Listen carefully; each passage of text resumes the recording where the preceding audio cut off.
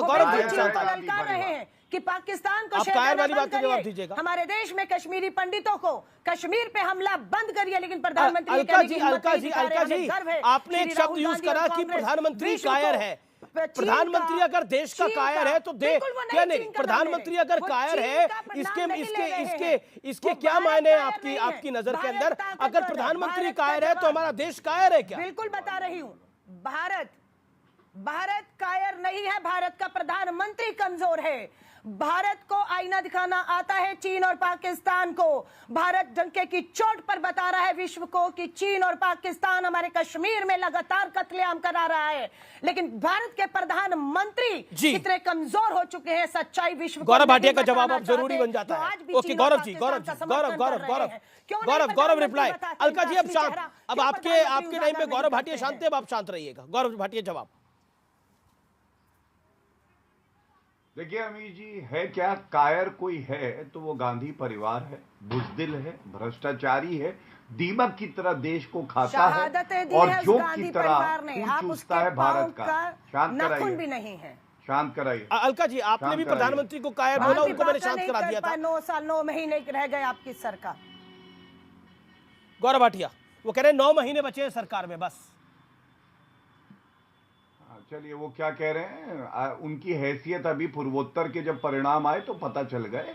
राजनीतिक हैसियत नहीं है, पिस्सू हैं ये लोग राजनीति के, खून चूसते हैं जनता का। लेकिन मैं एक बात पूछूंगा, राहुल गांधी विदेशी धरती पे जाके हमारे अंदरूनी मामलों को इस तरह से झूठ बोलकर उजागर करते हैं जिससे देश की छवि मिटती है, क्यों? दूसरा सवाल, मुंह से पाकिस्तान नहीं निकला, पुलवामा का तो तुमने बोला, पाकिस्तान का नाम नहीं बोला। इसलिए नहीं क्योंकि होम ग्रोन टेररिज्म, जब पुलवामा का हमला हुआ तब भी Congress party clean chit Pakistan को दे रही थी। तीसरी बात, ये सारे आतंकी राहुल गांधी को क्यों पहचान के अपना भाई मानते हैं? आपने उनका वक्तव्य सुना था, मैं भारत तोड़ो यात्रा में कश्मीर पहुंचा, एक आतंकी खड़ा था, उसने मेरी तरफ देखा और मुझे कुछ नहीं किया। मतलब आतंकी जो है राहुल गांधी को अपना भाई मानते हैं और राहुल गांधी के खिलाफ वो कुछ नहीं करते। अरे तुमने पुलिस पे क्यों नहीं बताया तुरंत? तुम भारतीय हो, तुम्हें कानून में आस्था होनी चाहिए, तुम्हें गिरफ्तार कराना चाहिए था, वही कश्मीरी पंडित जो वहां पर हिंसा का शिकार हो रहा है वो मुंह तोड़ जवाब देने को। पर ये महत्वपूर्ण है कि राहुल जी ने आतंकी को देखा और उसके बाद उस विषय के ऊपर नहीं, ये अलका जी एक सवाल बड़ा गंभीर है। अगर राहुल जी ने आतंकी को देखा तो उनको पता लग गया वो आतंकी है तो उसको अरेस्ट करवाना चाहिए था, उसे गिरफ्तार कराना चाहिए था। ये तो एक लेजिटिमेट बात है।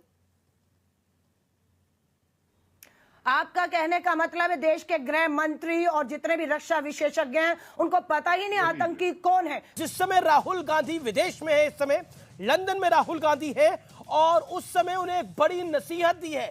लंदन में कार्यक्रम के दौरान एक बड़ी घटना घटी है। व्यूअर्स मैं आपको बता दूं, विदेश में राहुल गांधी को इंदिरा गांधी का नाम लेकर एक नसीहत दी गई है। ये तस्वीरें हमारे पास आ गई हैं, ये बाइट हमारे पास आ गई है, ये अपने आप में बड़ी है।